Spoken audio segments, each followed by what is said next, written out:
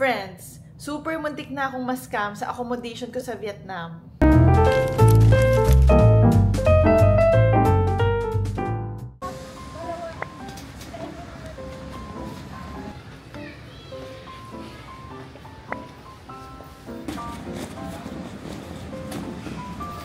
ko tulad sa amin. Birthday 7 followers kasi at mga times na. Saan naman sugar?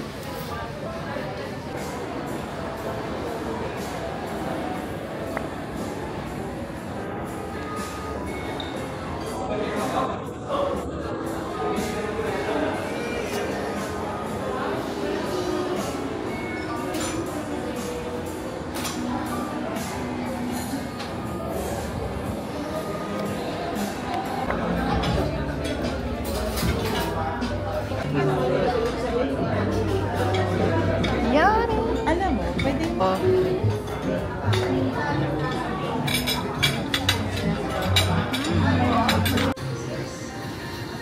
Hey!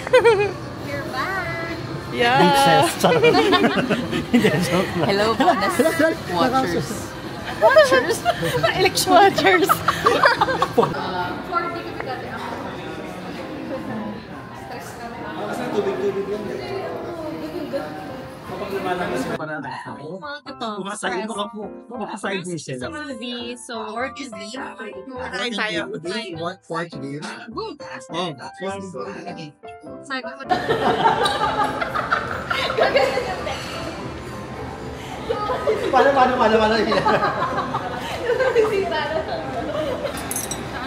BGC, gano'n. Ako din. Nare-relax ako lately sa ganun. Ayan. So now, I'm going to upload my first ever day in my life vlog. Actually, day in my weekend vlog.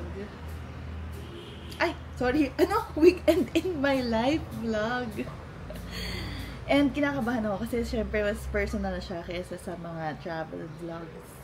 I don't know, syempre nakakaba pag sobrang personal yung nilalabas mo out there, diba? I hope magustuhan nyo kahit simple lang yung vlog. Honestly, friends, I'm really proud of my vlogs or my YouTube channel kasi it really reflects me as a person na colorful, tapos ang lively tingnan, alam mo yun. Itong banner, ako rin gumawa niyan. I'm so happy about it. Totoo ako. And then, yun nga, colorful yung thumbnails. I'm so happy. Kinikilig ako pag nakikita ko to. Kasi nga, it's really me. Ganon. Kinakabahan talaga ako sa first ever day in my life vlog ko. Yung more personal. Sana okay naman. I love you, Oreo. I love you. I love you, Oreo. I love you. I love you. Friends, super muntik na akong ma-scam sa accommodation ko sa Vietnam. Anyway, naka-check-in ako ngayon sa Citadines kasi meron kaming company event na malapit dito. So, nag-check-in na lang ako para convenient. So, ayan, Citadines. Laging mukhang condo. Nakakatawa kasi talagang malaking tubig yung pinaprovide nila unlike sa hotels na bottles of water lang. And then, yan, may kitchen, may microwave, tapos ayan na, may closets, tapos may plancha din. And then, ayan na yung room. Studio lang yung kinuha ko. Kasi mag-isa lang naman ako.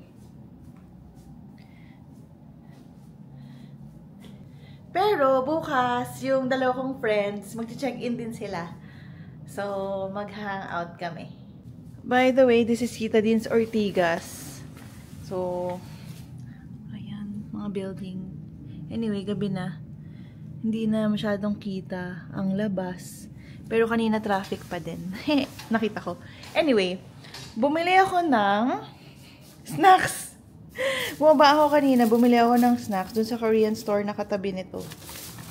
Tchanan! So, I have chips. Takot magutom. And then, coffee-flavored milk drink. Cookies. And coffee. Yan. ako ay 2 nights naka-check-in dito. So anyway, ayun na nga. Muntik na ako ma-scam sa pag-book ng accommodation sa Vietnam. Kasi, nag-book ako ng flight to Ho Chi Minh. Kasi, naabutan ko yung seat sale ng PAL. So, tuntua ako kasi mura nung flight. And then, nung naghahanap na ako ng accommodation, usually kasi sa booking.com ako kumukuha ng accommodation. So, tingin-tingin, ganyan. Tapos, nakahanap ako ng maraming mura. Pero ang ganda. Ang ganda ng hotel. Pati reviews, maganda. Usually, pag naghahanap ako ng hotels, ang tinitignan ko, number 1 is location. Kasi usually, hindi ako familiar dun sa lugar. Namimili ako ng magandang location. Siyempre, para madali lang bumalik sa hotel if kailangan. So anyway, ayun na nga. Nakahanap ako. Location, check. Ang ganda. Tapos, nakita ko rin yung pictures, mukhang ang linis-linis, and yung size ng mismong room, okay naman. Tapos, sobrang mura niya. Gets ko naman na parang, hindi ko sure kasi before, ang pinuntahan ko Hanoi, Vietnam. So, this time, Ho Chi Minh naman. So, naisip ko, wow, ganun siguro talaga kamura kapag Ho Chi Minh. Hindi ko sure, hindi ko alam. So, anyway, naka-lunch break lang kasi ako nung binook ko yun. So, nasa office ako, nagla-lunch. And then, naghanap ako ng accommodation. Nakita ko, sobrang mura niya, guys. As in, mga 6,000, 5 to 6,000, ilang nights na. So, that's super, super cheap. Tapos, ang gaganda ng reviews, ang gaganda ng pictures. Yung reviews niya, sobrang ganda lahat. Tapos, from different nationalities yung mga nag-review. Tapos, lahat puro positive. So, nung una, anyway, ang taas ng ratings. So, nung una, naisip ko naman na ang galing ang tataas ng ratings niya. Tsaka, sobrang walang negative reviews. Usually, sa booking.com or kahit sa app or platform, basta may reviews, usually nagli-leave naman ng negative reviews yung mga tao. Kahit minimal lang, ganyan. May napipintas at napipintas talaga. Alam niyo yon. So, ito, wala talaga. So, naisip ko, bago lang siguro yung accommodation, kaya baka wala pang nasabing negative yung mga tao, ganyan. So, anyway, dahil nakalagay doon, parang only 3 rooms left. Ganon. For those dates na nasa Vietnam ako. So, syempre, binuko na agad. Yan. Binuko na doon sa app. Pero, nung una pa lang, meron na akong parang kinutuban na ako na, wait lang, bakit puro positive reviews? Kahit ang ganda ng hotel, kahit, alam mo yun, kahit almost perfect na, meron pa rin masasabi yung mga tao. But anyway, binrush off ko kasi nga, natuwa ako kasi sobrang mura. Hotel and accommodation is around 16,000 lang. So sabi ko, ang saya naman, nakuha ko to ng mura, tong trip na to. Sorry, pinos ko yung filming kasi ang sarap nito. Kain lang ng kain. Anyway, ayun na nga. So, okay na ako. Masaya na ako. Looking forward to my trip. And then, one night, nanonood lang ako ng video sa YouTube. Tapos, may nakita akong video na scams to avoid in Vietnam. So, ngayon, na-curious ako kasi syempre, gusto kong malaman yung scams kasi lalo na solo travel na naman ito. Pagbukas ko ng video, number 1 na sinabi nung guy is accommodation scams. Sabi niya, you should book through trusted sites, ganyan. So, sabi niya booking.com, Agoda, Airbnb. So, naisip ko, safe naman kasi booking.com yung sa akin. And then, sabi pa niya, marami daw foreigners ang nasa-scam kasi pagdating nila doon sa Vietnam, wala daw pala yung hotel na binook nila or something, or parang may nakabook palang iba. So, ganon. Tapos, marami pa siyang sinabing scams. Pero parang, nung time na yun, hindi ako mapakali. Kahit iba na yung scams na sinasabi niya, and patapos na yung video, hindi ako mapakali. Kasi parang, meron akong gut feel talaga na may something yung nabook ko. And siguro nga na si God na rin yung dahilan. Pinakita niya sa akin na talagang scam siguro yun kasi out of nowhere, lumabas kasi sa page ko yung scams nga to avoid in Vietnam na video. So yun, feeling ko sinave ako ni God. Kasi after ng video, di ako mapakali talaga. So inopen ko yung booking.com sa cellphone ko. Hindi ganyan. So binalikan ko yung mismong hotel, yung hotel sa app. Yan, chinek ko maigi.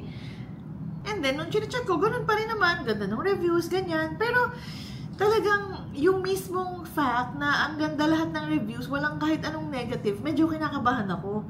So, ang ginawa ko, usually kasi, pag nagbo-book ako, talagang tinitignan ko sa Google Earth. Parang days before my trip, titignan ko sa Google Earth yung mismong location nung accommodation or nung places na gusto kong puntahan para alam ko yung itsura pagdating ko doon. So, for example, nung pumunta ako sa Hong Kong, kaya kahit medyo eskinita yung accommodation na binuko nun, alam ko agad kung saan from the train station kasi nga, ginoogle Earth ko siya. So, anyway, ito nga kasing sa Vietnam, medyo hindi ko siya na Google Earth agad nung binubuk ko pa lang kasi na-excite ako sa presyo. Tsaka, ang ganda nga kasi ng reviews and all. Anyway, so ngayon, ginoogle Earth ko kung saan ba yung location ng hotel. Pagkita ko, nandun na yung camera or street view. Ano na yung street view nung sa Google Earth, nung address ng hotel. Pero pagka tinignan mo yung street, wala dun yung pangalan ng hotel. Ang daming iba-ibang hotel names na mga katabi, ganyan. Pero yung mismong name nung binuko, wala talaga. So, ang tagal ko, siguro mga 30 minutes akong hanap ng hanap kasi ang ginawa ko, bukod dun sa address ng mismong hotel na binuko, yung nakita kong mga pangalan na katabi ng hotel, sinearch ko din. And tama naman, pag sinearch ko yung address nung mga katabing hotel, lumalabas naman sa Google Earth. So ngayon, nagduda na ako dito sa binuko. Sabi ko, medyo sketchy nga. So, ginoogle ko yung hotel name. Hindi ko siya mahanap sa Google agad-agad. I had to scroll down pa ng madami. Kasi usually, di ba, basta pag i-input mo naman sa Google, nandun na siya. Siya yung unang-unang lalabas. Usually, kahit anong i-Google nyo, yun na agad. But, eto, ang dami ko pang scroll bago ko nahanap yung pangalan. And, sa TripAdvisor lang siya lumabas. As in, wala siyang sariling website, wala siya sa mga ibang booking apps. Sa ano lang siya, TripAdvisor. Ayun, sa TripAdvisor, binuksan ko yung reviews niya. Ayun na nga. Doon na naka-all caps. Parang, this hotel is a scam, sabi. Sabi nung mga nag-reviews na foreigners pa nga, this hotel is a scam. Parang ang daming nakalagay na scam daw yung hotel. Kasi, pagpunta mo doon, iba yung pangalan ng hotel. Parang Elliot Hotel daw. Tapos, pagka lumapit ka sa receptionist, usually daw, fully booked, sasabihin sa'yo na fully booked yung hotel. So, parang mga kahit midnight na sila dumating, umaalis sila, parang maghahanap sila ulit ng bagong hotel. So, naisip ko lang na baka pwedeng modus operandi na, for example lang, na ang totoong pangalan or ang totoong hotel na nandun is the Elliot Hotel. Tapos, baka lang hindi ko sure kung anong mga modus operandi, pero baka yung mga staff doon gumawa ng fake name ng hotel para kung hindi man fully booked yung Elliot Hotel, ipapasok or kukuha sila ng booking from the fake hotel, tapos papapasukin nila sa Elliot pero kanila yung kita. So, hindi ko sure kung yun. Pero yun lang yung hunch ko. Kasi bakit ka naman tatanggap ng guests kung overbook na pala yung hotel?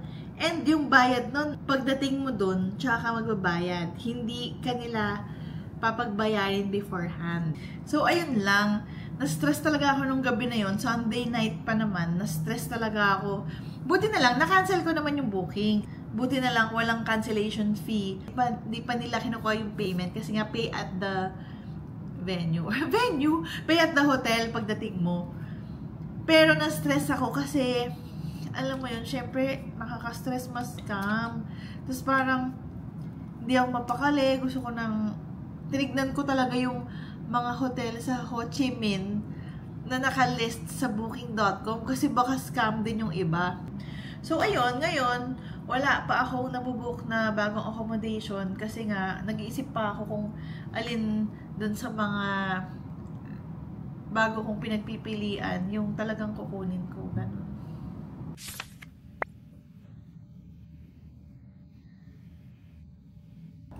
Let's go! Mag-ayos na tayo for the event. Yan, nakaligo na ako. Nakaligo na ako.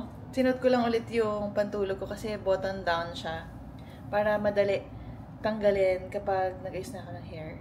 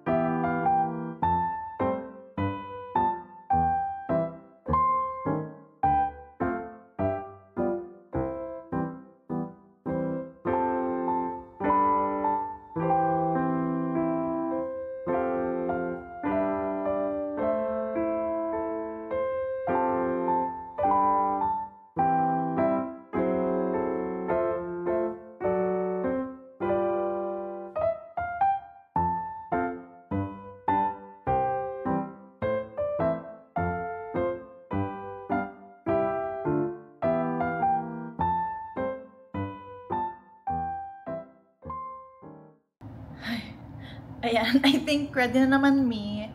Natagalan ako sa hair kasi basa pa kanina, ang hirap. So ilang beses ko siya inulit yung kulot. But anyway, I need to go. Kasi malapit na ang time ng event. Woo, we made it. Yes, finally. Patingin nga. Yes. Wow, so pretty. Tingnan mo. Agnes, may papakita ko sa iyo. Halika dito. May papakita ko sa iyo. Ano? Ito yung outfit. Okay. Okay, game. So, pagmamadali ko, hindi ko napansin yung shorts ko. Hindi ko napalitan. So, kakatapos lang ng party. And nag-check-in na rin yung friends ko. So, magkikita-kita kami mamaya. Anyway, ako ay mag-unready. Ayun, maghilamos muna ako.